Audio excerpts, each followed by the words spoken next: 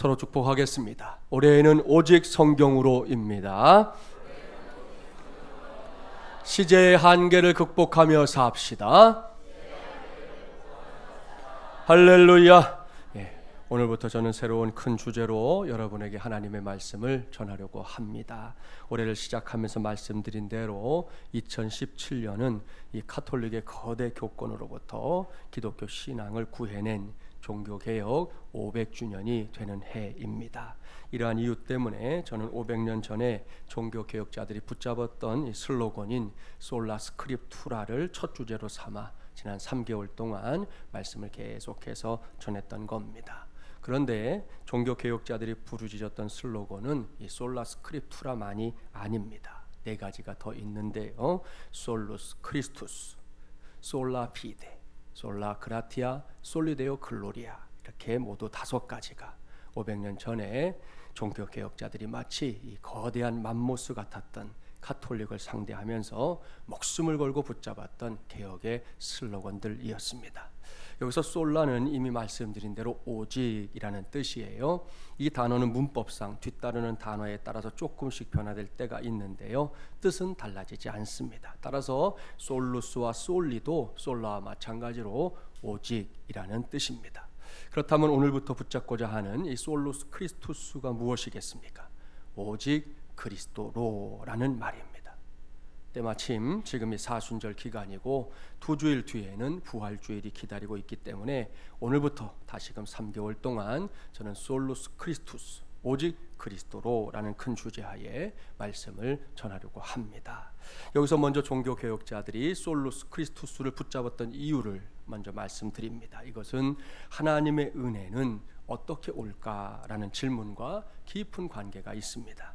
이 질문에 대해 중세 로마 카톨릭은 하나님의 은혜가 반드시 사제들을 통해서 온다고 주장했습니다. 특별히 사제들이 집례하는 7가지의 성례를 통해서만 하나님의 은혜가 온다, 그렇게 가르쳤습니다. 여기서 7가지의 성례란 성세성사, 견진성사, 성체성사, 신품성사, 고해성사, 종부성사, 혼인성사를 가리킵니다. 성세성사는 이제 세례를 말하는 것이고요, 견진성사는 종교적인 이 성인식을 말합니다. 그러니까 세례를 받은 사람이 그 다음에 받는 성사지요. 성체성사는 다음 주에도 우리가 하게 될 성만찬을 말하는데요, 떡과 포도주를 먹는 의식입니다.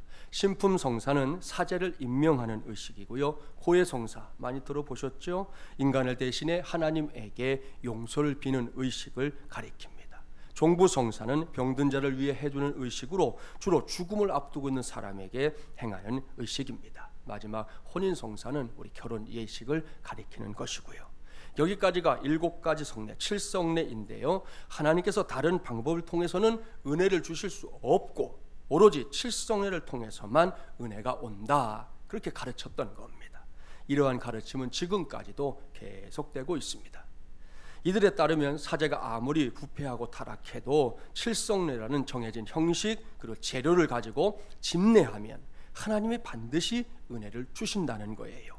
이를 사효성의 원리라고 부르는데요, 이 일, 그러니까 성례 자체로부터 은혜라는 효과가 온다는 주장입니다. 그러나 종교개혁자 루터는 7성례에 매일 참여도 해봤고 집례도 해봤지만 자신은 은혜를 받지 못했다, 그렇게 말했습니다. 그래서 이 대목에서 다시 질문하게 된 거예요. 하나님의 은혜는 누구를 통해 올까? 하나님의 은혜는 도대체 누구를 통해 올까? 그 해답은 예수님으로부터 직접 온다는 겁니다. 할렐루야. 옳습니다. 인류의 구세주이신 예수 그리스도와 우리 사이에 교황이나 신부 혹은 다른 사제가 끼어들 권한도 권리도 없습니다. 왜요? 하나님의 은혜는 예수 그리스도로부터 직접 오기 때문입니다. 이것이 솔루스 크리스투스, 오직 그리스도로라는 이 슬로건의 의미입니다.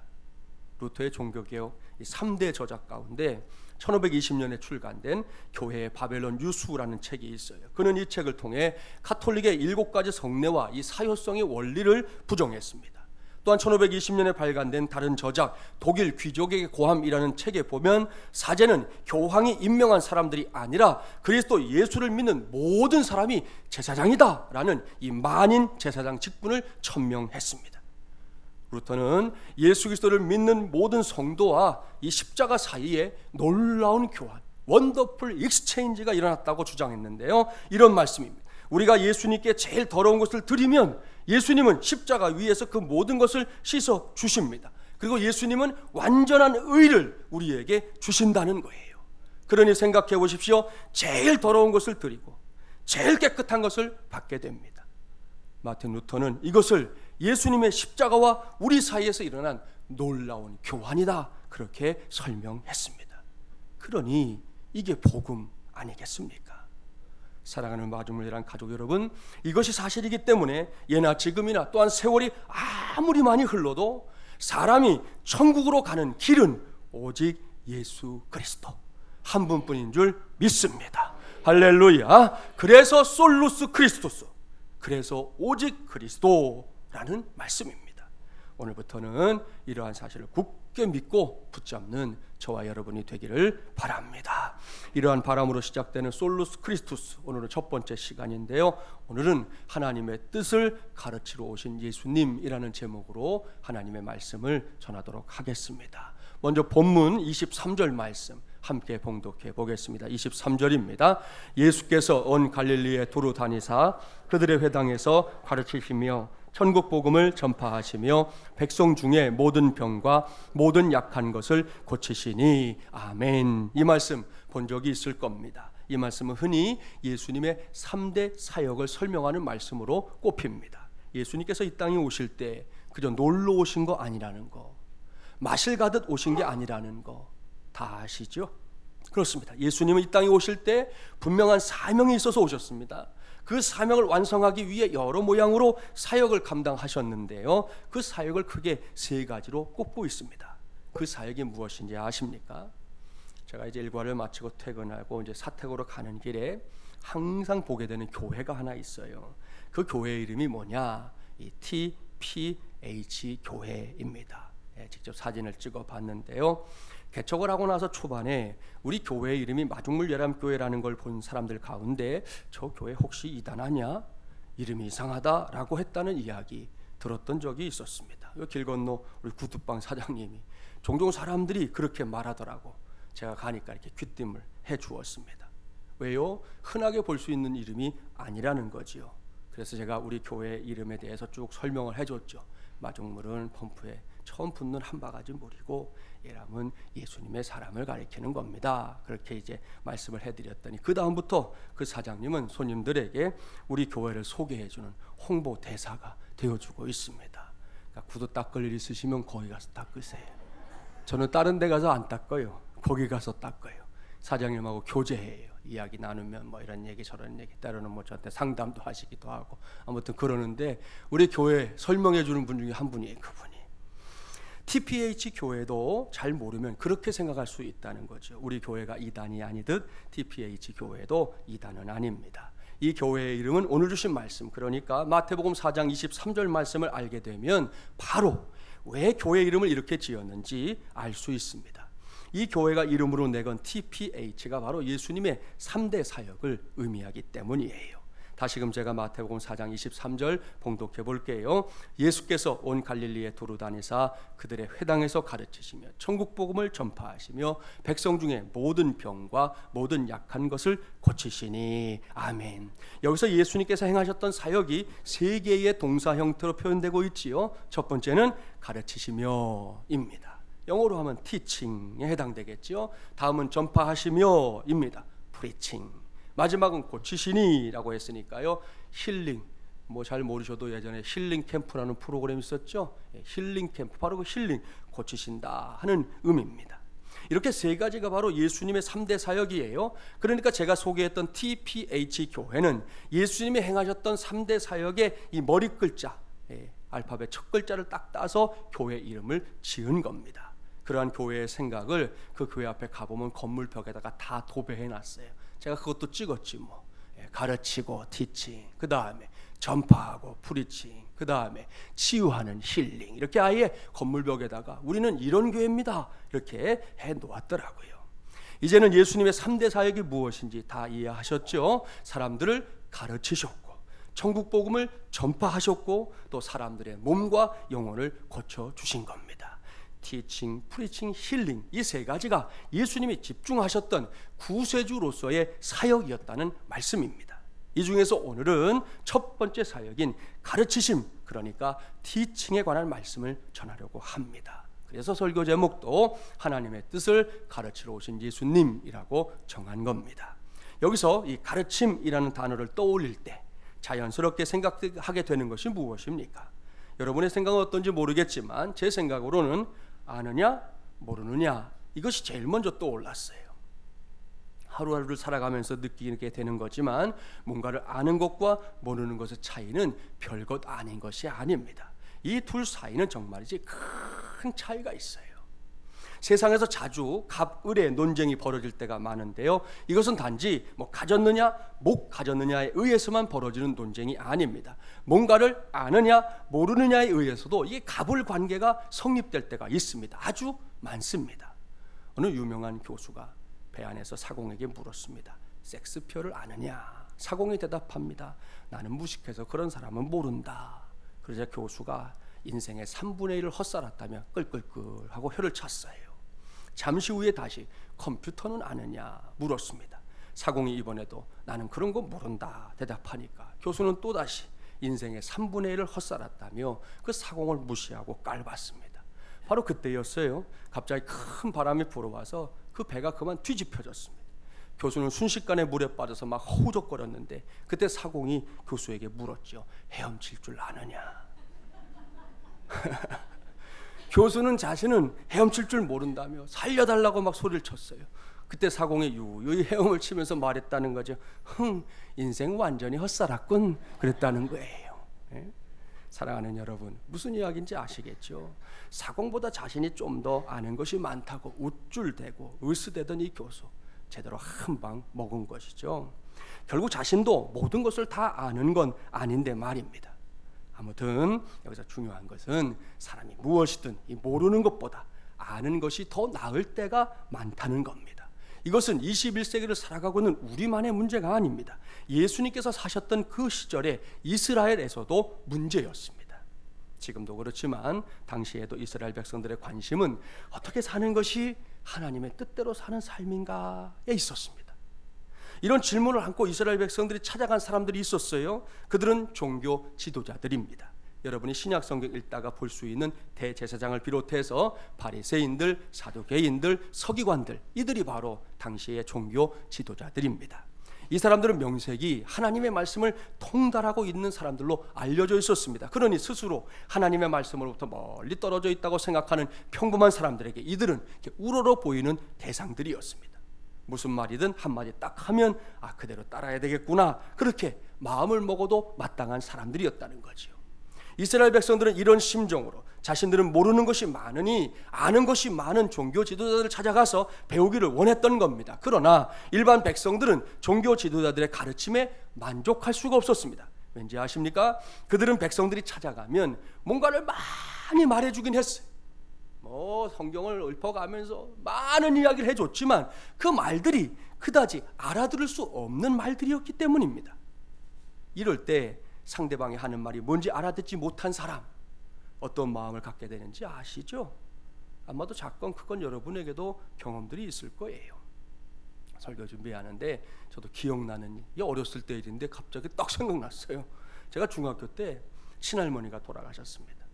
당시에 제가 상주이긴 했지만 어린 중학생이 뭘 할 수 있겠어요. 어머니가 시키면 시키시는 거 이렇게 하는 게 전부였어요. 아무튼 제가 태어나서 첫 장례는 이제 그때였는데, 장례식을 마치고 나서 어머니가 저에게 사망 신고를 하러 좀 동사무소에 다녀오라 그러시는 거예요. 그래서 제가 동사무소를 갔는데 그날을 잊지 못하는 거예요. 동사무소에 갔더니 담당자, 이 공무원 아저씨가 딱 앉아 있지 않겠어요? 제가 잘 모르기 때문에 일당은 어리숙하게나마 사망 신고서를 작성해서 이제 드렸어요. 사망 신고서를 딱 보더니 신고서 작성이 잘못됐다는 겁니다. 내용은 지금 다 기억나진 않아요. 틀렸다고 한 것이 있어서 아무튼 그걸 다시 집으로 들고 가서 고쳐가지고 갔는데 이번에는 이게 틀렸다, 다시 해와라 그래요. 그래서 또 어떻게 해요? 또 집에 다시 가가지고 틀렸다는 걸 고쳐서 갔더니 이번엔 또 저게 틀렸다는 거예요. 제가 잘 몰라서 이거 어떡하지 고민하는데 또 마지막에 지적해. 딴 건 다 기억 안 나는 그거 기억나요. 그 당시에 저희 본족 주소하고 제가 살던 집 주소를 써오는데 한문으로 써와야 된다는 거예요. 그거는 제가 기억나요. 한문으로 써와라.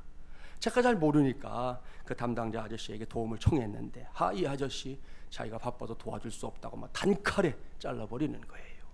할 수 없이 집으로 돌아와서 동네 어르신들에게 이제 물어 제가 살던 데가 제기동이었는데 제기동에 사시는 분이니까 제기동은 잘 아시는데 제 본적이 종로구 숭인동인데 숭인동은 또 아는 분이 없더라고.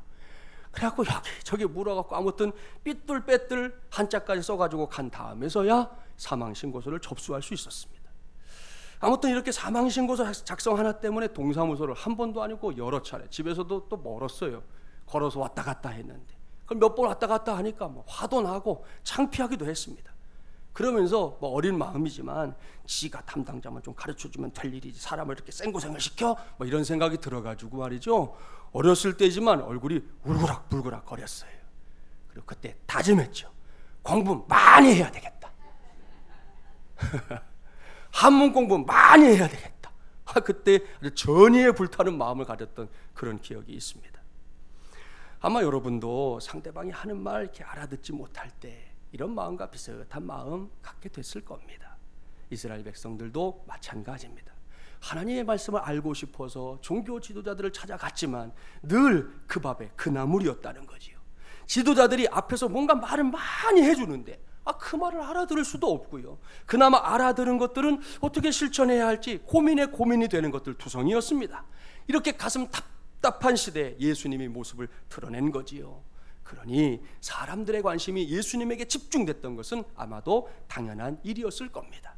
오늘 주신 말씀에도 그 흔적이 분명하게 기록되어 있잖아요. 본문 24절 25절 말씀 함께 봉독해 봅니다. 그의 소문이 온 수레아에 퍼진지라 사람들이 모든 앓는 자 곧 각종 병에 걸려서 고통당하는 자 귀신 들린 자 간질하는 자 중풍병자들을 데려오니 그들을 고치시더라. 갈릴리와 데가볼리와 예루살렘과 유대와 요단강 건너편에서 수많은 무리가 따르니라. 아멘. 할렐루야. 사랑하는 마중물려란 가족 여러분, 잘 보이시지요? 예수님의 곁에 사람들이 모여들고 있습니다. 예수님의 소문을 듣고 원근각처에서 예수님을 찾아오고 있는 겁니다. 이것은 어느 한 지역에 국한된 일도 아니었습니다. 저 북쪽 갈릴리에서부터 시작해서 데가볼리와 수도인 예루살렘, 유대와 또 요단강 건너편에서까지 사람들이 몰려들었습니다. 왜일까요? 두말할 것이 없습니다. 예수님의 3대 사역 때문이었습니다. 그 중에서 오늘은 첫 번째 사역, 그러니까 가르치시는 사역에 대해 말씀을 전하고 있는 중 아닙니까? 오늘의 본문이 끝나고 나면 바로 이제 마태복음 5장이 시작되는데요. 마태복음 5장부터 7장까지의 말씀을 뭐라고 부르는지 아시죠? 5장 1절 말씀을 보면 예수님께서 무리들이 그렇게 막 사방에서 몰려들어 오니까 산에 올라가서 말씀을 가르치셨다 하는 기록이 나옵니다. 그래서 이 말씀을 산상수훈 혹은 산상보훈 그렇게 부르지요. 이 말씀은 별명이 붙은 그대로 너무나 귀한 말씀, 너무나 보배로운 말씀입니다. 저도 언젠가는 시간을 만들어서 산상수훈을 한 절 한 절 강해하며 설교하려고 합니다. 그다지 길지 않은 말씀이지만 이 말씀 5, 6, 7장만 가지고서도 몇 개월 동안은 설교를 해야 할 정도지요.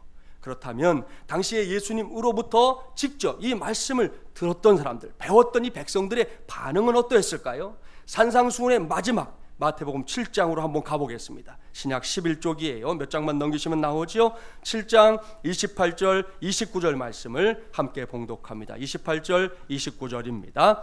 예수께서 이 말씀을 마치심에 무리들이 그의 가르치심에 놀라니 이는 그 가르치시는 것이 권위 있는 자와 같고 그들의 서기관들과 같지 아니함일러라. 아멘. 할렐루야. 이 말씀을 보십시오. 그야말로 놀라운 반응입니다. 예수님께서 쭉 말씀을 가르치셨는데요, 그 말씀을 듣고 나서 사람들이 깜짝 놀랐답니다. 왜요? 그 가르침에 확실한 권위가 있었습니다. 요즘 흔하게 하는 말로 하면 카리스마가 있었다 이거예요. 아울러 그들이 지금까지 말씀을 배웠던 종교 지도자들과는 달라도 너무 달랐다는 겁니다.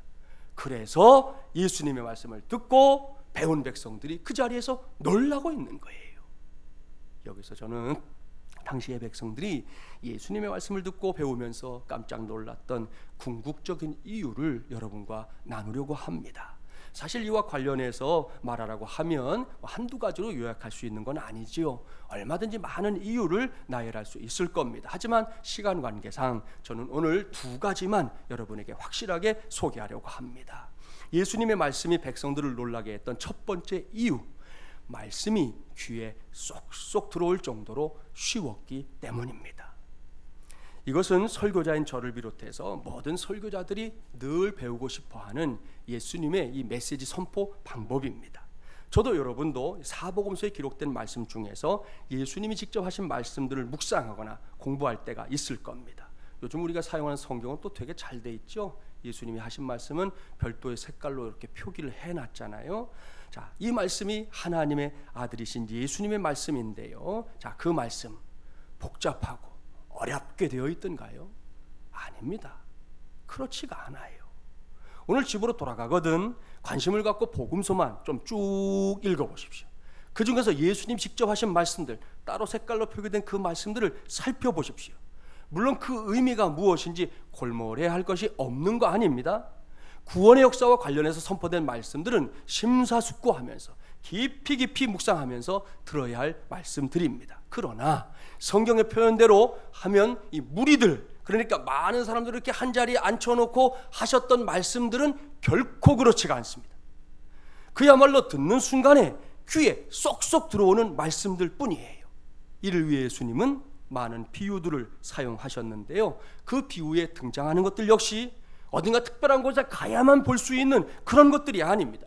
당시에 이스라엘 백성들이, 오늘은 우리도 쉽게 접할 수 있는 것들, 어렵지 않게 볼 수 있는 것들, 많이 생각하지 않아도 알 수 있는 것들 투성입니다. 사랑하는 여러분, 그러니 생각해 보십시오.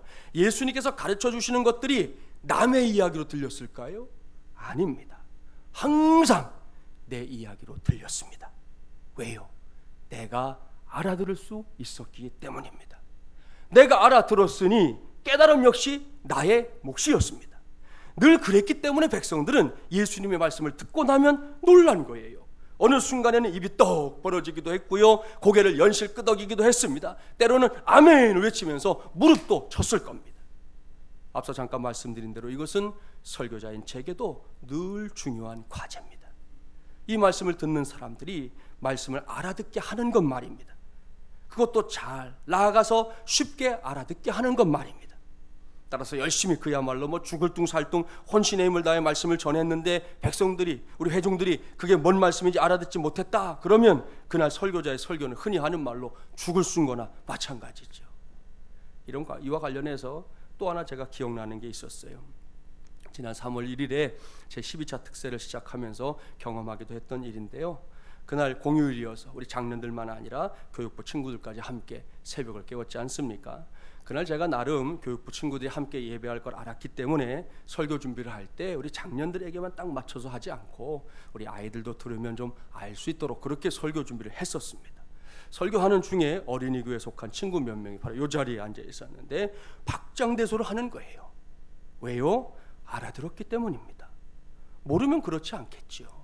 그래서 제가 설교 중에 이렇게까지 말했어요. 너희들이 그렇게 반응하는 걸 보니 오늘 설교가 잘 되고 있는 것 같다. 그렇게 하고 설교를 이어갔었는데, 제가 이런 경험을 아주 뜨겁게 했던 적이 있었어요. 다른 교회에서 목회를 할 때 요즘처럼 이렇게 사순절 특세가 진행 중이었습니다. 그때도 새벽 찬양대를 이렇게 매일 세웠거든요. 유년부 친구들, 초등학교 1, 2, 3학년 친구들이 새벽 찬양대를 맡은 날이었습니다. 그날 제가 전했던 설교 제목을 뭔가 찾아보니까 축복의 통로를 이어가다, 그거였어요. 그 설교가 거의 마무리되는 부분에 제가 소개했던 실화가 있었습니다. 이 W.B. 프리맨의 기도라는 책에 실려있는 실화를 제가 이제 설교 중에 소개한 건데요. 한번 들어보세요. 10살 된 소년이 뉴욕의 한 신발 가게 앞에서 이렇게 맨발로 서 있었습니다. 멋진 차를 타고 가던 한 여인이 소년을 보고는 멈춰섰어요. 아름답게 옷을 차려입은 그녀는 차에서 내려 그 소년에게 다가갔습니다. 얘야, 왜 그렇게 신발 가게 유리창을 쳐다보고 있니?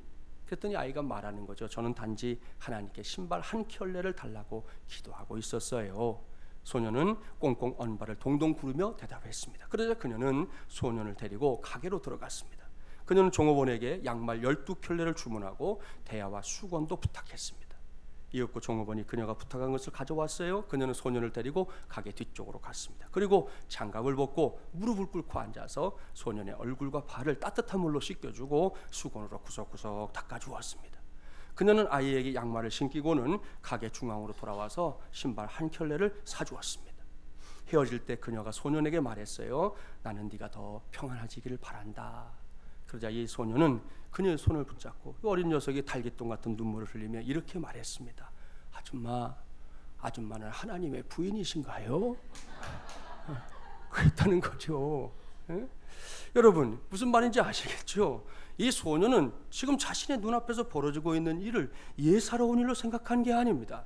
이것은 자신이 조금 전에 신발가게 유리창 앞에서 하나님을 향해 기도했던 그 기도에 대한 하나님의 응답이었던 거지요.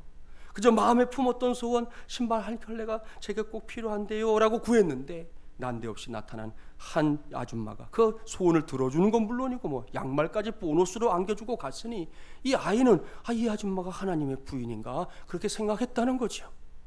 이 대목에서 성도들이 여러분처럼 이렇게 웃었어요.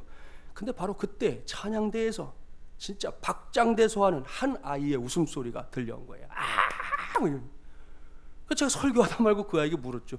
너 그렇게 재밌니? 그랬더니 이 아이가 네! 그러는 바람에 또 성도들이 다 한번 꽉 웃었어요.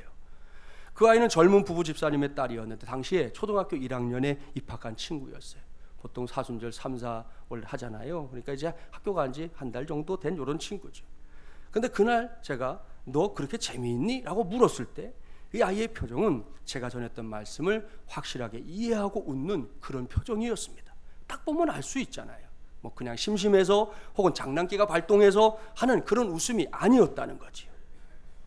그날 아침에 내내 그녀 머리에 생각이 나서 제가 그 엄마한테 전화를 다 했어요.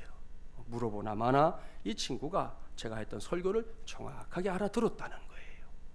이러한 아이의 반응에 엄마도 놀랐고 너무 감사하다 그렇게 고백하는 말을 들었습니다. 사랑하는 마주물리란 가족 여러분, 이제는 저와 여러분에게 이러한 역사들이 충만하게 임하게 되기를 주님의 이름으로 축복합니다. 이것이 솔루스 크리스투스를 처음으로 외치는 오늘 저와 여러분이 꼭 감당해내야 할 신앙적인 삶이에요. 물론 저부터 노력해야 합니다. 예수님께서 이 땅에 오셔서 하나님의 백성들에게 한마디라도 더 분명하게 그리고 제대로 가르치기 위해 최선을 다하신 것을 제가 먼저 본받아야 할 줄 믿습니다. 그리고 여러분도 다르지 않아요. 주님께서 우리에게 하나님의 뜻을 확실하게 가르쳐주기 위해 남겨주신 말씀들을 제발 부탁합니다. 제발 가까이 하며 사십시오. 단지 주일 예배 시간에 듣고 있는 설교에만 국한시키지 말고 평상시에도 주님의 말씀 가까이 하며 사시라는 말씀이에요. 그렇게 하는 사람이라면 누구나 주님의 기쁨이 될 줄 믿습니다. 예수님의 말씀이 백성들을 놀라게 했던 두 번째 이유, 가르쳐주시는 말씀의 핵심이 분명했기 때문입니다. 그렇다면 예수님께서 만나는 백성들에게 꼭 가르쳐주고 싶어 했던 말씀의 핵심이 무엇이었을까요? 그것은 예수님께서 공생애를 시작하면서 제일 첫 번째로 외치셨던 말씀, 그러니까 제 일성을 보면 알 수 있습니다. 예수님의 공생의 일성은 마침 오늘의 본문인 4장에 같이 기록되어 있어요. 몇 절만 올라가 보세요. 17절 말씀인데요. 4장 17절 우리 함께 봉독해 보려고 합니다. 함께 봉독해 볼까요? 이때부터 예수께서 비로소 전파하여 이르시되 회개하라 천국이 가까이 왔느니라 하시더라. 아멘. 할렐루야. 바로 이 말씀입니다. 이 말씀이 예수님께서 공생애를 시작하면서 제일 먼저 외치신 제 일성입니다. 여기서 핵심이 무엇인지 아시겠죠? 바로 천국입니다. 하나님의 나라 말입니다. 옳습니다. 앞서 당부한 대로 오늘 집에 돌아가거들랑 사복음서 꼭 읽어보십시오. 시간을 내서 쭉 읽어보십시오. 그러면 예수님께서 백성들에게 가르치신 말씀들 대부분이 바로 천국에 관한 말씀인 것을 알 수 있습니다. 산상수훈 첫 메시지도 그렇잖아요. 심령이 가난한 자는 복이 있나니 무엇이? 천국이 그들의 것임이요. 아멘. 어디 이 말씀뿐입니까? 마태복음 13장으로 가보면요, 아예 몽땅 다 천국 비유만 모아놨어요. 한번 따라서 하시죠. 씨가 겨누 밭진 그, 씨가 겨누 밭진 그. 이게 마태복음 13장이에요. 씨 뿌리는 비유, 가라지 비유, 겨자씨 비유, 누룩 비유, 밭의 감추인 보아의 비유, 진주의 비유, 그물의 비유 아닙니까? 앞서 말씀을 드렸지만요, 여기 어디에 이해하기 어려운 것들이 등장합니까? 없습니다. 예수님의 가르침은 이렇게 아주 쉬운 비유들로 가득 차 있습니다. 그러나 아시죠? 쉽다고 해서 이런 가르침들이 결코 우리 마음대로 무시해도 되는 그렇게 가벼운 말씀은 아닙니다. 들으면 들을수록 깨달아지는 것이 많은 말씀이에요. 파고 들어가면 들어갈수록 진리를 발견하게 되는 말씀입니다. 우리가 자꾸 성경을 가까이 하지 않고 살아서 그렇지, 여러분이 지금도 마음만 딱 먹고 하나님의 말씀을 파고 들면 그 속에서는 여전히 보화가 나오게 되는 줄 믿습니다. 여러분이 마음 먹고 말씀을 펼치면 그 안에 하나님께서 우리에게 들려주고자 하시는, 예수님이 오셔서 우리에게 가르치려고 했던 것이 무엇인지를 알 수 있는 단서들이 계속해서 그야말로 고구마 줄기 캐듯 따라 나오게 되는 것을 경험하게 될 겁니다. 그렇습니다. 이것은 당시에 살았던 사람들만의 경험이 아니에요. 21세를 살아가고 있는 우리 모두의 경험이기도 합니다. 이러한 사실을 전제하고 여기서 우리는 예수님의 가르침의 핵심, 이 천국에 대한 바른 이해를 가져야 합니다. 예수님 말씀하신 천국은 하나님을 아버지로, 예수 그리스도를 구세주로 믿고 고백하는 사람들이 궁극적으로 가게 되는 나라입니다. 이번에 제12차 특세를 인도하면서 사도 바울이 단지 이 땅에서의 삶을 위해 기도하기 전에 언젠가 이 데살로니가 교회의 성도들이 하나님 앞에 서게 되는 그날에도 하나님 앞에 기쁨으로 설 수 있기를 간절하게 기도했었다는 사실을 말씀드린 적이 있었습니다. 역시 사도 바울인데요, 예수님께서 천국에 대해 가르치신 것이 분명하기 때문에 이러한 기도는 21세기인 오늘날에도 매우 중요합니다. 그런데 우리의 현실은 어떻습니까? 아직 예수님을 믿지 않는 사람들이 어쩔 수 없다 치겠습니다. 요즘은 예수님을 믿는 사람들조차 온통 관심이 이 세상 안에 국한되어 있는 걸 자주 목격합니다. 하나님의 나라니 천국이니 하는 것에는 그저 눈꽃만큼의 관심이 있을 뿐이에요. 그저 세상에서 잘 먹고 잘 사는 것, 이것이 축복이라고 생각하는 경우들이 왕왕 있는데요, 정말 그렇습니까? 정말로 그 정도가 우리 하나님이 우리에게 주신 축복의 전부냐는 거예요. 아닙니다. 저와 여러분이 믿고 섬기는 하나님께서 남겨주신 말씀, 특별히 오늘의 주제인 예수님께서 가르쳐주신 말씀을 들여다보십시오. 잘 보십시오. 성경의 궁극적인 관심은 분명히 이 세상이 아니에요. 물론 하나님께서는 우리가 이 세상에서 살아가야 할 존재라는 걸 아십니다. 모르지 않아요. 그래서 우리를 세상 한복판에서도 인도해 주십니다. 세상을 살아가면서 필요한 복들이 있잖아요. 저와 여러분 각자의 필요한 분복도 하나님이 필요에 따라서 주신다고요. 하지만 그렇다고 해서 우리가 이 세상에 함몰되는 것을 하나님은 원하지 않습니다. 세상 풍조에 휘말려 이리 흔들리고 저리 흔들리며 사는 건 역시 하나님 원하지 않습니다. 하나님의 궁극적인 관심은 저와 여러분이 천국에서 하나님과 영원히 사는 것입니다. 이것이 우리 하나님의 최고의 관심이에요. 하나님의 가장 큰 기대예요. 이 땅에서의 삶은 그러한 천국에 들어가기 위한 훈련의 장인 것이죠. 이 점에 있어서만큼은 저와 여러분의 믿음이 이전보다 더 확고부동해지기를 주님의 이름으로 축복합니다.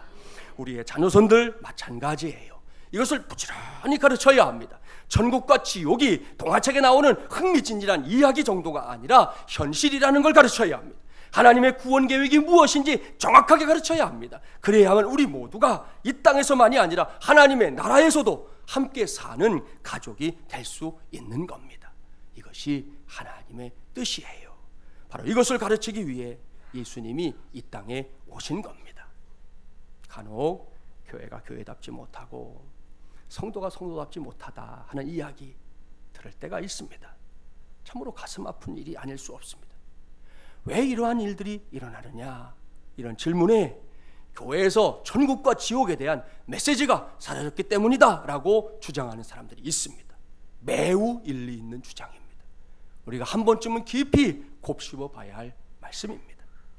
앞서 예수님이 복음을 전하면서 처음 하신 말씀이 회개하라, 천국이 가까이 왔느니라 라고 말씀드렸는데요, 성경에서 지옥이란 단어를 처음 사용하신 분도 예수님이에요. 성경에 천국이란 단어가 38번 나오는데 36번을 예수님이 말씀하셨고요, 지옥은 13번 중에서 11번을 예수님이 말씀하셨어요. 이것이 예수님의 가르침입니다. 그런데 언제부터인가 성경을 가르치는 목회자들의 입에서 천국과 지옥이란 단어가 사라져갔습니다. 어떤 목회자들은 죄, 회개, 지옥에 대해 설교하면 성도들이 부담스러워하니 그런 단어로 세상살이에 지친 성도들의 마음을 무겁게 할 필요가 없다, 그렇게 아주 대놓고 말하기도 했습니다. 한마디로 어이가 없는 말입니다. 여러분, 이것이 어찌 성경을 제대로 가르치는 일이 될 수 있습니까? 그럴 수 없다는 거지요. 천국과 지옥이란 단어가 교회에서 사라지는 것은 곧 목사와 성도의 뇌리에서 아예 그런 생각이 사라져간다는 것을 의미합니다. 그렇게 되다 보니 저 같은 목사들에게는 목회 성공이, 여러분 같은 성도들에게는 인생 성공이 최우선적인 목적이 되고 말았습니다. 거기에서 하나님이 하시는 역할은 뭘 줄 아세요? 그 성공을 도와주는 램프의 요정. 내가 필요할 때 쓱 문지르면 나타나서 도와주시고 사라지고, 내가 쓱 문지르면 나타나서 내 발등에 떨어진 불 꺼주고 사라지고, 내가 필요해서 쓱 문지르면 나타나서 내 문제를 해결해주고 사라지고, 우리 하나님의 역할을 그렇게 우리가 자꾸만 줄여놓았단 말입니다. 사랑하는 여러분, 만에 하나라도 교회가 이런 곳이라면 죄송하지만 이런 곳은 더 이상 교회가 아닙니다. 아무리 예배당 같이 꾸며져 있어도, 그 안에서 여러 가지 예배와 관련된 신앙과 관련된 행위들이 이루어지고 있어도 이런 곳이라면 그곳은 교회가 아니에요. 이러한 사실에 근거해서 오늘 분명하게 말씀드립니다. 오늘 오후에 사형리 특강도 준비되어 있는데요, 예수 그리스도께서 이 땅에 오셔서 가르쳐 주신 복음은 언제든 어디에서든 천국과 지옥을 빼놓고 말할 수 없습니다. 그렇기 때문에 저 같은 목사는 반드시 이것을 설교해야 하고요, 여러분 같은 성도들은 그 말씀을 꼭 들어야 합니다. 나아가서 성도들 안에서도 천국과 지옥에 관한 메시지가 반드시 분명하게 회복되어야 할 줄 믿습니다. 왜냐, 교회는 사람을 단지 많이 모으는 곳이 아니라 하나님의 뜻을 가르치러 오신 예수님의 말씀을 사모하며 그것을 전하는 곳이어야 하기 때문입니다. 그게 교회지요. 그동안 저도 나름 한다고 했는데 말씀 준비하면서 생각해 보니 많이 부족했구나 생각했습니다. 그렇기 때문에 앞으로도 더욱더 하나님의 말씀을 있는 그대로 전하는 목회자가 되도록 저도 열심히 해볼 테니 여러분은 또 중보해서 기도해 주시기를 부탁드립니다. 아울러 여러분도 그러한 메시지를 들을 때 마음은 딱 닫아 걸지 말고, 내가 좀 불편하다 해서 그 마음은 꽉 걸어 잠그지 말고 마음을 활짝 열고 하나님의 말씀을 하나님의 말씀으로 받게 되기를 바랍니다. 그래서 저도 여러분도 단지 이 땅에서의 삶을 위해서만 기도하는 것을 그치지 말고 예수님을 닮았던 사도 바울처럼 저 천국 하나님의 나라에서 만나게 될 그날을 위해서도 간절함으로 기도하며 살 수 있기를 바랍니다. 전능하신 우리 하나님, 우리 모두의 그러한 기도에 응답해 주실 줄 믿습니다. 제가 이러한 믿음으로 여러분에게 일찌감치 가르쳐줬던 축복이 있는데 기억하실 거예요. 짝꿍, 아까 자기 짝꿍 빨리 찾아보시고 축복하겠습니다. 여기서도 만나고 거기서도 만납시다. 한 번 더 짝을 바꿔서 축복합니다. 여기서도 만나고 거기서도 만납시다. 할렐루야. 여러분, 이 메시지 역시 솔루스 크리스투스의 메시지예요. 우리 주님이 원하시는 거 이 땅에서의 끝이 아니에요. 천국에서도 만나자. 그게 우리 주님께서 가르치셨던 바입니다. 우리 이 말씀을 가슴에 새길 수 있게 되기를 바랍니다. 말씀을 마무리합니다. 오늘부터 저는 솔루스 크리스투스, 오직 그리스도로라는 큰 주제의 말씀을 시작했습니다. 그렇습니다. 하늘 보좌를 버리고 이 땅에 오신 예수님만으로 충분한 줄 믿습니다. 이를 확실하게 믿고 예수님의 말씀에 이전보다 더 귀를 기울이십시오. 쉽게 이해하고 깨닫게 역사하시는 은혜가 우리 모두에게 임할 줄 믿습니다. 그리고 우리 모두가 천국과 지옥에 관한 말씀 귀를 기울이기 바랍니다. 이것은 여러분을 염세주의자로 만들려고 하는 게 아니에요. 천국과 지옥의 메시지를 확신할수록 이 거짓 믿는 이 시한부 종말론자들이 그런 식으로 사는 것이고 그건 우리가 관계없어요. 천국과 지옥의 메시지를 확신하면 확신할수록 이 땅에서 우리의 삶은 더 최선을 다하게 되어 있습니다. 그러다가 호흡이 끊어지면 천국이 우리 모두의 것이 될 줄 믿습니다. 이것이 오늘 우리가 붙잡아야 할 솔루스 크리스투스, 오직 그리스도로입니다. 이 믿음으로 다시금 승리의 삶을 향해 걸음을 떼는 저와 여러분이 되기를 주님의 이름으로 간절히 축원합니다.